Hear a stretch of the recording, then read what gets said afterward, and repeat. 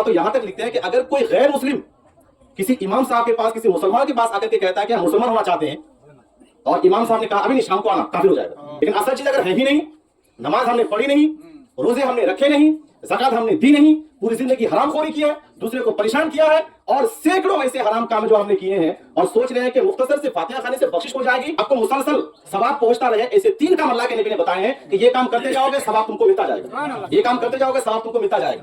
آپ کو 3 کام تو بتاؤں گا ہی، ساتھ میں کچھ ایسے کام بھی بتاؤں گا کہ جس کے کرنے سے گناہ بھی مسلسل آپ کو پہنچتا رہتا ہے. وہ 3 کام کیا جاننا چاہیں گے آپ لوگ؟ لوٹے گئی چلنے کی تم ہمارے 3 بجے ختم ہوا جائے. ایک بار کہیے سبحان اللہ. وہ 3 کام جاننا چاہیں گے نا؟ تو کہہ رہے ہیں کہ دیکھیے ڈھکے نا کہ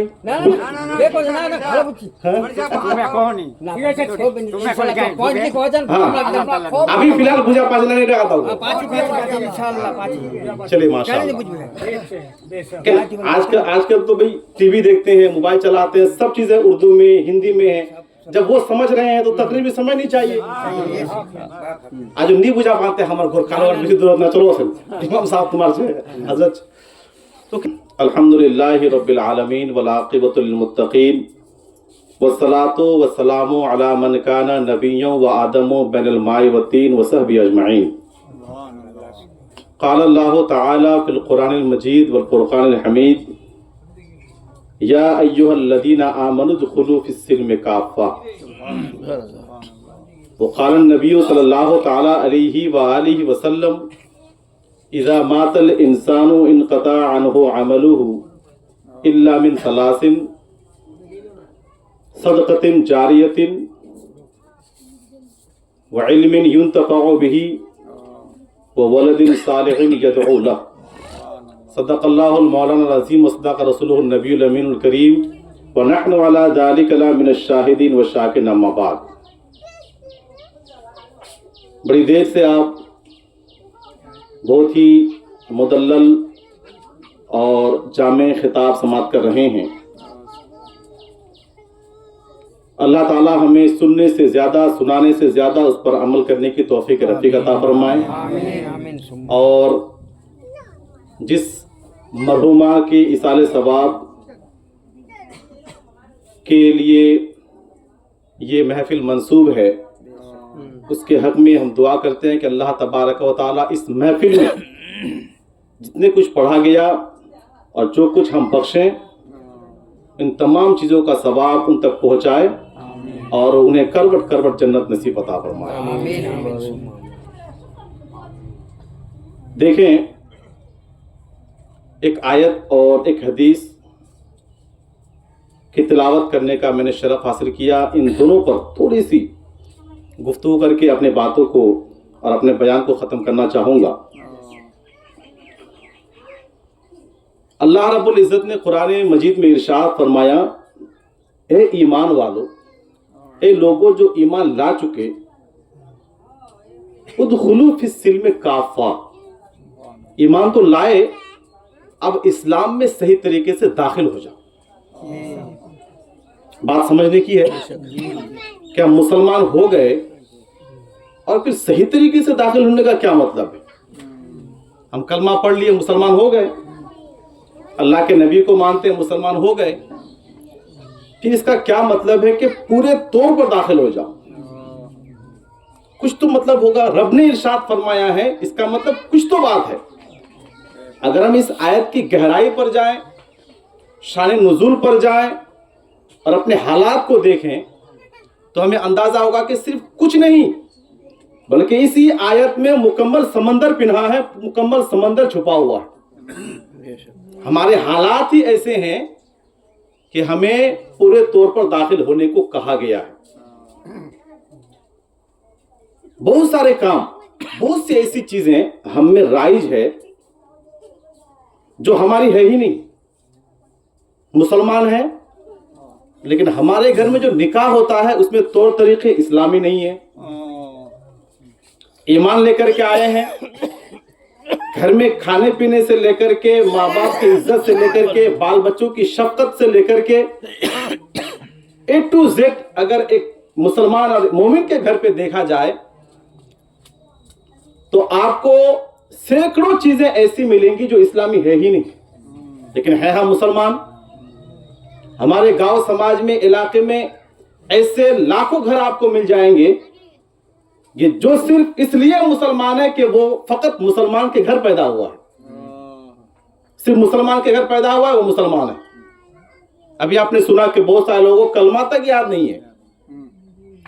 اگر کلمہ تک یاد نہ ہو، کلمہ پڑھنا صحیح سے نہ آئے، تو آپ صرف قسمت سے ہی مسلمان ہیں. ہم اگر کسی غیر مسلم کے یہاں پیدا ہوتے تو غیر مسلم ہو جاتے، کسی دیوبندی وہابی کے گھر پیدا ہوتے تو وہ ہو جاتے. یہ تو ہماری خوش قسمتی ہے کہ ہم ایک سنی مسلمان کے گھر پیدا ہوئے ہیں اور ہم مسلمان ہیں. اچانک سے کوئی ہاتھ پکڑ کر کہہ دے کہ بھائی آپ مسلمان ہو، ہاں کلمہ سناؤ، کیا کریں گے؟ اس لیے علماء نے لکھا ہے کتابوں میں کہ اگر گاؤں دیہات میں ایسے لوگ آپ کو ملے کہ جہاں آپ کو یقین ہو کہ یہ کلمہ نہیں پڑھ سکتا ہے جس طرح سے کلمہ پڑھنا چاہیے، لا الہ الا اللہ محمد رسول اللہ، یہ شہادت جو ہے اشہد ان لا الہ الا اللہ و اشہد ان محمد رسول اللہ، کہ میں گواہی دیتا ہوں اللہ ایک ہے اور رسول اللہ کے نبی محمد اللہ کے رسول ہیں. یہ جو ایک طریقہ ہے بولنے کا، اس طرح سے نہ بول پائے تو علماء اور فقہاء لکھتے ہیں کہ اس سے پوچھا نہ جائے. کیوں؟ کیا نقصان ہے بھائی؟ پوچھ تو سکتے ہیں نا، مسلمان کو کلمہ پوچھنے میں حرج کیا ہے؟ تو لکھتے ہیں کہ اگر آپ پوچھیں گے تو ڈائریکٹ کہے گا ہم کو معلوم نہیں. بہت سارے لوگوں کو صرف نکاح میں پڑھتے ہیں، امام صاحب نکاح میں پڑھاتے ہیں کہ کلمہ پڑھو. پہلے سے اگر آپ کو کلمہ آتا تو امام صاحب کیوں پڑھاتے؟ آپ کو کہنا چاہیے مجھے کلمہ آتا ہے، پڑھانے کی ضرورت نہیں، پڑھیے پھر خود سے. لفظ کاٹ کاٹ کے پڑھانا پڑتا ہے کہ پڑھو اشہدو تو بولا اشہادو، اللہ الہ تو بولا انا الہ، جہاں الا اللہ ہے بولتا ہے ان اللہ. تو بہت فرق ہے. تو ایک مسلمان کے گھر پیدا ہو کر کے ہزاروں محفلوں میں ہم گئے، ہر سال برسی ہوتی ہے نا، 5-6 سال سے یہاں برسی ہوتی ہے. آج اس گاؤں میں 2 بتایا حاجی صاحب نے، وہاں بھی کچھ لوگ ہیں، یہاں بھی آئے، اور بھی کہیں برسی ہے، پھر کل ہوگی، اس طرح سے پرسوں، پھر جمعہ، پھر جمعرات کی محفلیں، ہر حال ہر دن اس طرح کی محفلیں ہر گھر میں ہوتی ہے آئے دن. تو آپ ذرا بتائیں، تقریر تو ہم سنتے ہیں، نماز تو ہم پڑھتے ہیں، پھر صحیح طریقے سے ہمیں پڑھنا کیوں نہیں آیا؟ تو ہم قسمت سے ہی مسلمان ہیں کہ نہیں ہیں؟ تو کلمہ صرف کب پڑھتے ہیں؟ جب امام صاحب قاضی صاحب آ کر کے نکاح پڑھاتے تب پڑھتے ہیں. وہ بھی صحیح طریقے سے پڑھنا نہیں آتا، صحیح طریقے سے بولنا نہیں آتا. تو علماء لکھتے ہیں کہ اگر کسی کا ہاتھ پکڑ کر کے آپ پوچھو گے اور وہ یہ کہہ دیا کہ ہمیں نہیں آتا ہے تو کافر ہو جائے گا. اتنی بڑی بات ہے. صرف اتنا کہنا کہ مجھے کلمہ نہیں آتا وہ کافر ہو جائے گا، لیکن جب تک نہیں کہا تو مسلمان ہے. اب اس کے لیے چھوٹ بھی دی ہے علماء نے. وہ چھوٹ یہ ہے، بہت سارے لوگ کہیں گے کہ ہم کو تو کلمہ یاد نہیں ہے تو ہم تو گئے نہیں. راستہ ہے، لا اکراہ فی الدین، دین میں زبردستی نہیں ہے، مجبوری نہیں ہے، اور ایسا بھی نہیں کہ راستہ بھی نہیں ہے. ایک راستہ بند ہوتا ہے تو اللہ سینکڑوں راستہ کھول دیتا ہے. تو ہم لوگوں کے لیے، ہم دیہاتیوں کے لیے، گاؤں والوں کے لیے علماء نے بڑا اچھا راستہ اختیار کیا ہے کہ اگر آپ کو پوچھنا ہی ہے کہ اس کو کلمہ آتا ہے کہ نہیں آتا ہے، مسلمان ہے کہ نہیں ہے، آپ کو پریشانی ہو رہی ہے اندر اندر اور آپ کے اندر گھٹن سی محسوس ہوتی ہے، پوچھنا ہی چاہتے ہیں، تو طریقہ ہے. وہ کیسے؟ کہ اگر آپ ڈائریکٹ پوچھو گے کلمہ پڑھو تو وہ منع کرے گا. اب منع کرنے سے کیا ہو جائے گا؟ وہ کافر ہو جائے گا. تو آپ اس کو ایسے نہ پوچھئے، بلکہ پوچھئے کہ جانتے ہو اللہ کون ہے؟ تو مسلمان کے اگر پیدا ہوا تو اتنا تو جانتا ہے نا کہ اللہ نے ہمیں پیدا کیا ہے. اس کو اگر پوچھو گے کتنے اللہ ہے کسی بھی مسلمان کو تو کتنا کہے گا؟ ایک اللہ ہے. اللہ کے نبی کو جانتے؟ وہ کہے گا ہاں اللہ کے نبی کو جانتے ہیں، ہمارے نبی ہیں. قرآن؟ تو کہے گا ہاں قرآن کو جانتا ہوں. جنت دوزخ مجھے معلوم ہے، اس پر ہمارا ایمان ہے. مرنے کے بعد اٹھایا جائے گا معلوم ہے؟ تو کہے گا ہاں ہم کو تو معلوم ہے مرنے کے بعد اٹھایا جائے گا. ایمان رکھتے ہو؟ ہاں ہم مانتے ہیں صدق دل سے. اگر ایسے کاٹ کاٹ کر پوچھا جائے اور وہ کہے کہ ہاں ہم مانتے ہیں تو وہ مسلمان ہے. ہاں یہ اور بات ہے کہ اس کو عربی میں صحیح طریقے سے یاد نہیں ہے. کیونکہ وہ نکاح کے علاوہ کہیں پڑھا نہیں ہے. تو یہ ایک طریقہ ہے, یہ بچنے کی صورت ہے. یہ آج بھی اس لیے بتا رہا ہوں کہ ہمارے بہت سارے لوگ ایسے ہیں, جلسوں میں بھی ہم سنتے ہیں بہت سارے لوگ کسی کو بھائی مقررین بھی ایسا کرتے ہیں کہ اٹھ کے کوئی کلمہ پڑھ کے سناؤ, تو ایسے بولتے ہیں بہت سارے. اور بہت سارے نمازی حضرات بھی کسی کے ہاتھ پکڑ کے بولتے ہیں کلمہ پڑھو, وہ نہیں پڑھ پاتا ہے. تو یہ نقصان ہے, اس کے ایمان کا نقصان ہے. اب اگر آپ کی وجہ سے کسی کا ایمان چلا جاتا ہے تو آپ نہیں بچ پاؤ گے. اگر کسی کو آپ نے کافر بنا دیا تو پھر آپ کہاں بچ پائے. علماء تو یہاں تک لکھتے ہیں کہ اگر کوئی غیر مسلم کسی امام صاحب کے پاس, کسی مسلمان کے پاس آ کر کے کہتا ہے کہ ہم مسلمان ہونا چاہتے ہیں, اور امام صاحب نے کہا ابھی نہیں شام کو آنا, کافر ہو جائے گا. کتنی باریکی ہے. صرف یہ کہا کہ میرے پاس ٹائم نہیں ہے, میں نہا لیتا ہوں, چائے پی لیتا ہوں, یا ٹھنڈے دماغ سے ہم لوگ کلمہ پڑھائیں گے, شام کو آنا. اتنا جو وقت دیا 1 گھنٹے کا 2 گھنٹے کا, تو اس 1-2 گھنٹے میں وہ امام صاحب اس کو کفر میں رکھا, کافر کی حالت میں رکھا. تو علماء لکھتے ہیں کہ کسی کو کفر کی حالت میں رکھنے پر راضی ہونا بھی کفر ہے. تو آپ ذرا بتائیں, اس نے تو یہ نہیں کہا کہ میں راضی ہوں, اس نے یہ نہیں کہا کہ چلیے ابھی تو رہو 1-2 گھنٹہ اور کافر رہ جاؤ, نہیں, صرف یہ کہا کہ شام کو آنا یا آدھے گھنٹے کے بعد پڑھاتے ہیں تو وہ کافر ہو جائے. تو آپ ذرا بتائیں کتنی باریکیاں ہیں اسلام میں اور کتنا ہم جانتے ہیں. برسی کی محفل کو لے لیجیے, یا اس طرح سے پروگرامات کو لے لیجیے, یا ہم اصالے ثواب کرتے ہیں. اتنا یقین ہے, ابھی آپ نے دعا کی فضائل و برکات بھی آپ نے سنے, اس کے مرتبے بھی سنے, کہ جو ہم پڑھتے ہیں وہ میت تک پہنچتی ہے اور ان کی بخشش ہوتی ہے. لیکن کیا ہمیشہ کے لیے بخشش ہو جاتی ہے؟ ہمیشہ کے لیے؟ اگر ہمارے دل میں یہ عقیدہ ہے کہ ہم جتنی مرتبہ برسی کی محفل کریں گے, روزانہ ہم پڑھتے رہیں گے, ان کی بخشش ہو جائے گی اور جنت چلے گئے, تو یہ غلط ہے. ورنہ تو پھر امیر لوگ, بڑے بڑے جو پیسہ والے ہیں, وہ تو کبھی جہنم جائیں گے ہی نہیں. کسی بھی طرح سے مال دولت کما دیا, کما کر کے اپنی اولاد کو چھوڑے اور کہے کہ ہر سال یا ہر مہینے میلے میلاد کرنا تاکہ ہم جنت پہنچ جائیں, تو کیا ممکن ہے؟ نہیں. وقتی طور پر فائدہ ضرور ہے. حضرت نے کہا نا کہ 12 مہینے تک ثواب تقسیم کر رہے ہیں, تو 12 مہینہ, 1 سال, 2 سال لے لیتے ہیں, 3 سال لے لیتے ہیں. لیکن آپ کو معلوم ہے کہ قبر کی زندگی, پھر قیامت کے بعد جنت اور دوزخ کی زندگی کتنی ہے؟ کسی کو تو معلوم ہی نہیں ہے. اللہ کے نبی نے بھی نہیں بتایا کہ اس کے بعد کیا ہوگا. جنتی جنت میں جائیں گے, جہنمی جہنم میں جائیں گے, اس کے بعد کیا ہوگا اللہ کے نبی نے بھی نہیں بتایا. مطلب وہ ہمیشگی کی زندگی ہے. تو ہمیشگی کی زندگی میں اگر 2-3 سال کسی کو فائدہ پہنچ جاتا ہے تو یہ آٹے میں نمک کی طرح ہے. آٹا گوندا ہوا ہے, اس میں ایک بال گرا ہوا ہے, نکال لیں گے تو آٹا کو تکلیف ہوگی, پتا بھی نہیں چلے گا کہ کچھ نکل کے چلا گیا.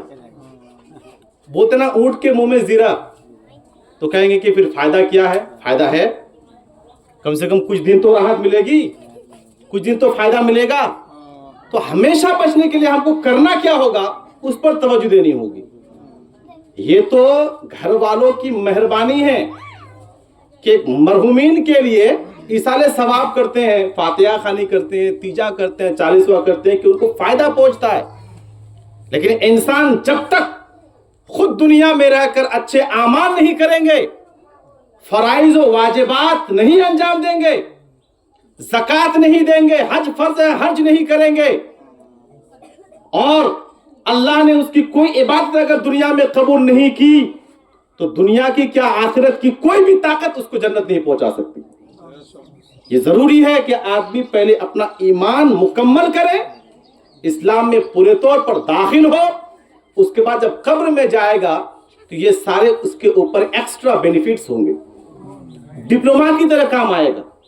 یہ بار بار میں مثال دیتے رہتا ہوں کہ ڈپلوما کی طرح کام آنے کا مطلب یہ ہے کہ اگر آپ پڑھے لکھے ہیں, سرکاری ڈگریاں آپ کے پاس ہے, تو آپ کے جو ایکسٹرا نوافل ہیں, ایصال ثواب ہے, اس میں جتنے بھی برکات ہوں گے, یہ ایکسٹرا اس کے درجات کو بلند کرنے کے لیے کام آئیں گے. لیکن اصل چیز اگر ہے ہی نہیں, نماز ہم نے پڑھی نہیں, روزے ہم نے رکھے نہیں, ज़कात हमने दी नहीं, पूरी जिंदगी हराम खोरी की है, दूसरे को परेशान किया है, और सैकड़ों ऐसे हराम काम जो हमने किए हैं, और सोच रहे हैं कि मुख्तसर से फातिहा खाने से बख्शिश हो जाएगी। तो ये हम अहले सुन्नत वल जमात का ये गलत ख्याल है, और इसी वजह से हम फंसे हुए हैं, इसी में हम फंसे हुए हैं कि बख्शिश हो जाएगी, हमारी औलाद दुआ करती रहेगी। खुद भी कुछ करना होगा। अब मरने के बाद तो कुछ कर नहीं सकते, मरने से पहले कुछ करके जाए, इसका भी तरीका है कि नहीं है। पता चला कि औलाद नाखलफ है, इस तरह से औलाद है कि वो ना दुआ करेगी, ना बख्शिश करेगी, ना महफिल मुनाकिद करेगी, तो कुछ करना है, कोई तरीका है हदीस में, इस्लाम में कोई तरीका है कि नहीं?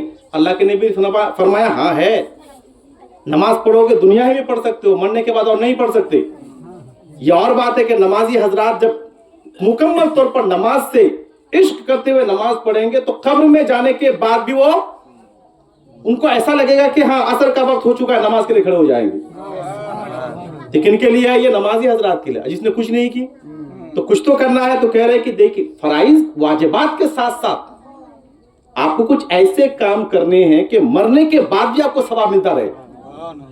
हो सकता है कि औलाद साल में कभी एक बार कर लिया, कोई और घर में है वारिसिन में से कभी कभार आपको याद कर लिया, तो कभी कभार से जैसा बताया ना कि कभी कभार से कभी कभी ही फायदा होने वाला है। हमेशा अगर मुसलसल सवाब आपको पहुंचता रहे तो फिर मुसलसल सवाब का मतलब यह कि मुसलसल आप अजाब से बचते रहेंगे। मुसलसल सवाब का मतलब कंटिन्यू आपको सवाब पहुंच रहा है, कंटिन्यू अजाब के फरिश्ते दूर हैं, तो आप बच रहे हैं ना। तो ऐसा भी कोई अमल है दुनिया में तो है कि आप सदका नमाज पढ़ते रहे, रोजा रखते रहे, नेक काम करते रहे, मरने के बाद क्या करेंगे आप? तो अल्लाह के हबीब ने फरमाया कि सारे काम जितने भी लोग करते हैं ना, जितने काम करते हैं, अच्छे काम करते हैं, बुरे काम करते हैं, तो ये सारे काम जब तक इंसान की सांस चल रही होती है तब तक है। अच्छा काम कर रहे हैं, सवाब आपको पहुंच रहा है। गुनाह कर रहे हैं, गुनाह का काम कर रहे हैं, हरामखोरी कर रहे हैं, तो गुनाह पहुंच रहा है। लेकिन तीन ऐसे काम हैं कि आदमी मरने के बाद भी उसका सवाब दुनिया से पहुंचते रहता है, कोई पहुंचाए या ना पहुंचाए। वो तीन काम क्या है जानना चाहेंगे आप लोग? लोटे गई चलना कि तुम हमारे 3 बजे खत्म हुआ जहाज। एक बार कहिए सुभान अल्लाह। वो तीन काम जानना चाहेंगे ना? तो कह रहे हैं कि देखिए, ঢুকে না কি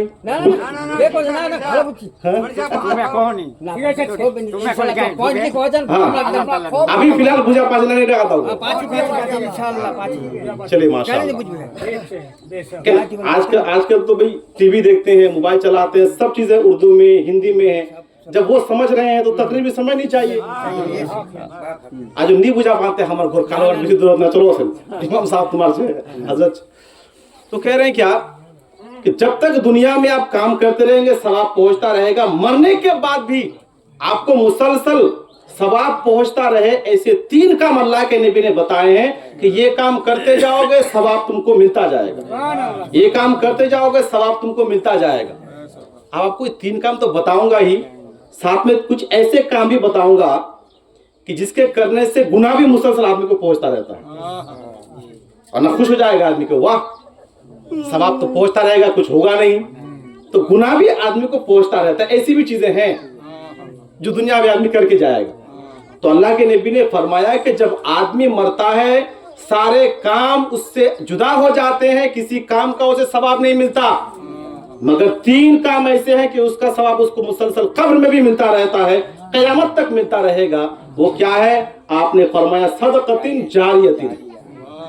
एक सदका जारिया, सदका करते रहिए, ऐसे सदका करिए जो चीज देर पाहो देर तक चलती रहे। आप ऐसे भी कुछ नमूने, कुछ चीजें हैं जो हम कर सकते हैं। जैसे पहले के जमाने में वो कुआं लगाते थे लोग, पानी की तकलीफ होती थी, अरब में पानी की तकलीफ थी, लोग कुआं लगा देते थे। जब तक वो कुआं रहेगा, जब तक वो तालाब रहेगा, जब तक वो ट्यूबवेल रहेगा और लोग उससे फायदा उठाते रहेंगे, कतरे कतरे का सवाब मरहूम को मिलता रहेगा। अब जरा बताएं, हम मस्जिद तामीर करते हैं, उसमें हमने ईंट दे दी, ہم نے کسی آدمی کو کسی بچے کی پرورش کر لی اور اس کو اچھی تعلیم دے دی, مدرسے میں ہم نے کچھ خرچہ کیا, جو بھی نیک کام دیر تک ہو سکتا ہے, چل سکتا ہے, ایسے کام اگر ہم کر لیے تو مرنے کے بعد بھی وہ گھر رہے گا, وہ کنواں رہے گا, وہ ٹیوب ویل رہے گا, ہمارے جانے کے بعد بھی مسجدیں آباد رہیں گی. ہم نے درخت لگا دیے, لوگ کھیتوں میں ہیں, پریشان ہیں, دھوپ نکل رہی ہے, چل ملاتی دھوپ میں پریشان ہو رہے ہیں, اس کے سائے میں آ کے بیٹھ گیا. آپ کو تو پتا نہیں, آپ کسی سائے میں بیٹھ گئے, لیکن اللہ کو تو پتا ہے کہ میرے فلاں بندے نے یہ درخت لگایا تھا. راہگیر چلتے ہوئے پیاس لگی, کسی ٹیوب ویل سے پانی پی لیا, اس آدمی کو تو پتا نہیں کہ اس ٹیوب ویل کو کس نے لگایا, لیکن میرے رب کو تو پتا ہے کہ اس کی مخلوق پانی پی رہی ہے. آج اگر سیلاب ہو رہی ہے اس کی مخلوق, اس کا بندہ اگر آسودہ ہو رہا ہے تو اس کے کسی بندے کے کیے ہوئے عمل کی وجہ سے ہو رہا ہے. اس کے قطرے قطرے کا ثواب اللہ تعالیٰ اس کو قیامت تک پہنچاتا رہے گا. تو صدقہ جاریہ سمجھ گئے. اور ایک ہے علم ينتفع به, ایسا علم سیکھو سکھاؤ جو فائدہ مند ہو اور سود مند ہو. اب فائدہ مند علم کیسا ہے؟ جسے علم دین ہے, علم دین فائدہ مند ہے. یا آدمی کو کسی بھی طرح کا علم دے دیا اور جس کو آپ نے علم دیا وہ نیک عمل کر رہا ہے اسی علم کے بدولت. جیسے کوئی عالم ہے, جیسے ہم لوگ مدرسین پڑھاتے ہیں, امام صاحب سب پڑھاتے ہیں, یہ سب سے زبردست صدقہ جاریہ ہے. یہ دن بدن ملٹیپلائی ہوتا چلا جاتا ہے. 7 سال سے مخدوم اشرف مشن میں ہم پڑھا رہے ہیں, سینکڑوں طلباء کو ہم نے پڑھایا. تو دیکھنے میں تو اتنا ہے کہ چلیے ہم نے 400-500 طالب علم کو پڑھا دیا, بس ہو گیا. لیکن حقیقی معنی میں اگر دیکھا جائے تو ہم نے ہزاروں کو تعلیم دے دی ہے. 7 سال میں نہیں تو نہیں کم سے کم 500 یا 400 طالب علم فاضل ہو گئے, عالم ہوئے. تو صرف مجھے ان کا ثواب نہیں ملنے والا ہے. اگر میرے دل میں خلوص تھا پڑھانے میں تو صرف اس کا ثواب نہیں, بلکہ یہ 500 طالب علم جس کو پڑھائیں گے وہ اگر اس سے صحیح عمل کرتے ہیں تو اس کا بھی ثواب ہمیں ملنے والا ہے. تو 500 نے اور 500 کو پڑھایا.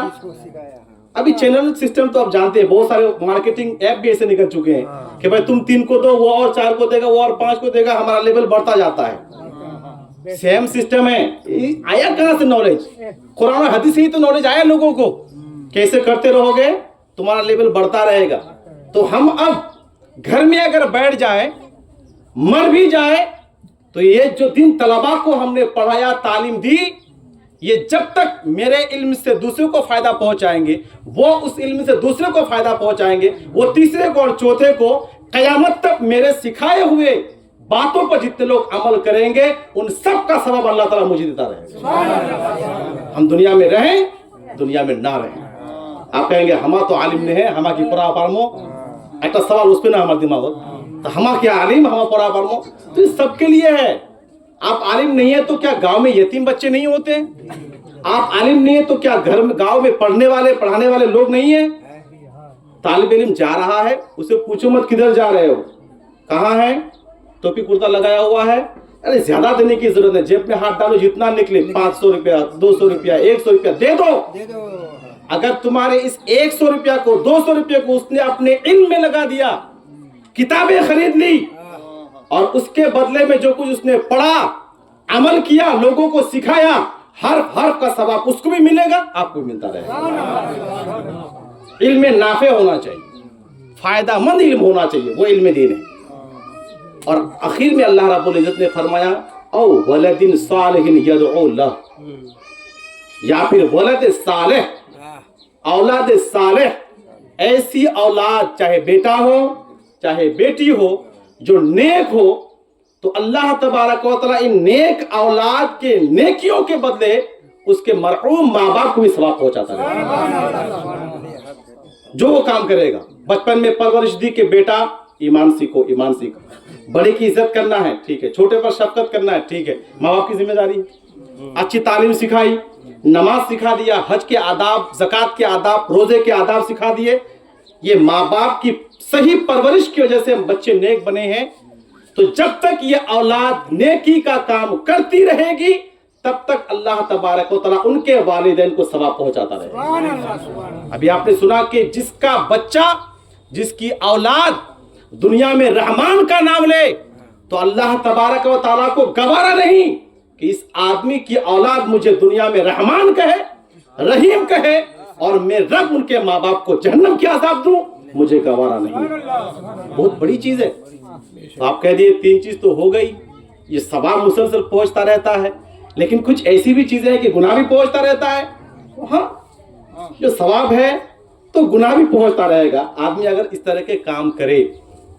جیسے مثال کے طور پر آپ کو بتاؤں کہ نیک اولاد نہ چھوڑ کر کے اس نے ناخلف اولاد کو چھوڑا، صحیح طریقے سے پرورش نہیں دی، صحیح کھانا اس کو کھلایا نہیں، حرام خوری زندگی پر کرتی رہی، تو وہ اولاد جب تک دنیا کو لوگوں کو پریشان کرتی رہے گی اس کی سزا اس کو بھی اس کے ماں باپ کو ملتی رہے گی۔ شراب کے اڈے کھول دیے،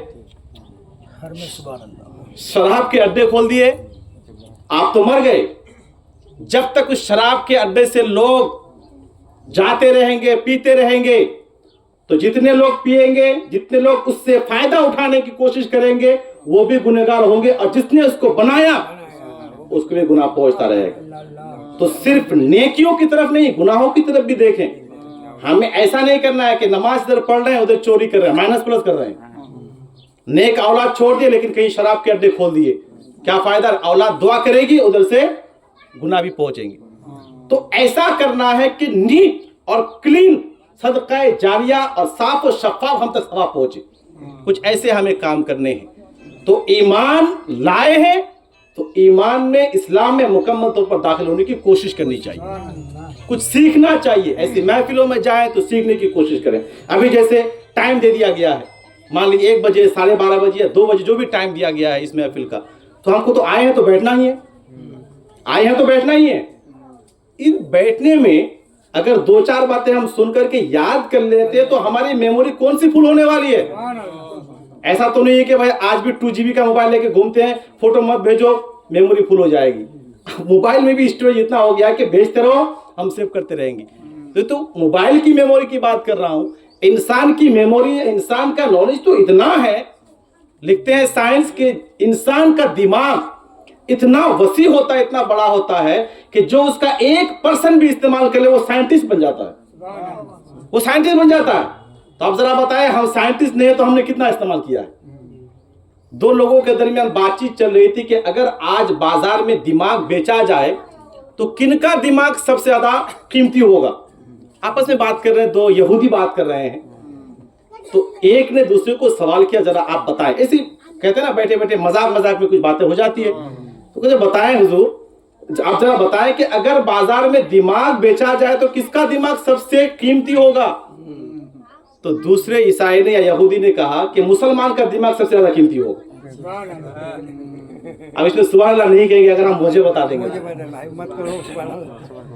اور اچھا تو لگ رہا ہے کہ واہ مسلمان کا دماغ قیمتی ہونے والا ہے۔ تو کہہ رہے کہ کیوں، ایسی کیا وجہ ہے؟ بولے کہ مسلمانوں نے الجبرا بنانے کے بعد، میتھمیٹک بنانے کے بعد اپنا دماغ کبھی استعمال کیا ہی نہیں۔ اب ذرا بتائیں، آپ نے گاڑی خریدی ہے، بائک خریدی، اور جیسے خریدی ویسے آپ نے رکھ دی، 2 مہینہ کے بعد آپ نے کہا کہ یہ بائک لے جائیے، ہم نے اس کو استعمال کیا ہی نہیں ہے، تو مناسب دام ملے گا؟ جتنے میں خریدا اتنے ہی میں ہم بیچ سکتے ہیں، یا 1-2 ہزار کم۔ لیکن 6 مہینے میں اگر مسلسل آپ چلائیں تو آدھے دام میں بیچنا پڑے گا۔ تو اس نے مذاق میں مسلمانوں کو طنز کیا کہ مسلمانوں نے اپنا دماغ استعمال کرنا چھوڑ ہی دیا ہے، تو ہم استعمال کرنا ہی نہیں چاہتے کہ دماغ استعمال کریں گے تو بازار میں بکیں گے کیسے؟ تو ایسا نہ کریں۔ اگر آئے ہیں مجبوری میں ہی صحیح، اٹھ کے تو جا نہیں سکتے، تو کچھ باتیں سن لیں اور اس کو محفوظ کریں، اور خالی وقت میں اپنے اہل و عیال اور بال بچوں کو بتائیں کہ یہ طریقہ ہوتا ہے اسلام میں داخل ہونے کا، یہ اصل طریقہ ہے، یہ رسم و رواج ہے۔ آپ ذرا بتائیں، ہمارے مسلم سماج میں شادیاں ہوتی ہے، اس طرح سے جو میتیں ہوتی ہے، کتنے سارے خرافات ہیں، انشاءاللہ کبھی پھر تذکرہ کریں گے اس پر۔ سب جاننے کے باوجود بھی کوئی کسی کو ٹوکتا نہیں، کوئی کسی کو روکتا نہیں۔ کیوں ٹوکیں گے، روکیں گے کیسے؟ یہ ہمارے سماج کا حصہ بن چکا ہے، شادیوں کا اور نکاح کا حصہ بن چکا ہے۔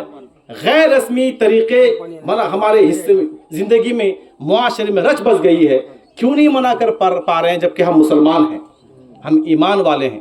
تو اللہ رب العزت سے دعا ہے کہ ان چند باتوں کو جو ہم نے کہا اس پر عمل کرنے کی ہر ایک کو توفیق رفیق عطا فرمائے، اور بولنے میں کچھ اگر بھول چک ہو گئی تو اللہ ہمیں معاف فرمائے۔ استغفر اللہ ربی من کل ذنب واتوب الیہ۔ السلام علیکم ورحمۃ اللہ وبرکاتہ۔ کھڑے ہو کر صلاۃ و سلام پڑھتے ہیں۔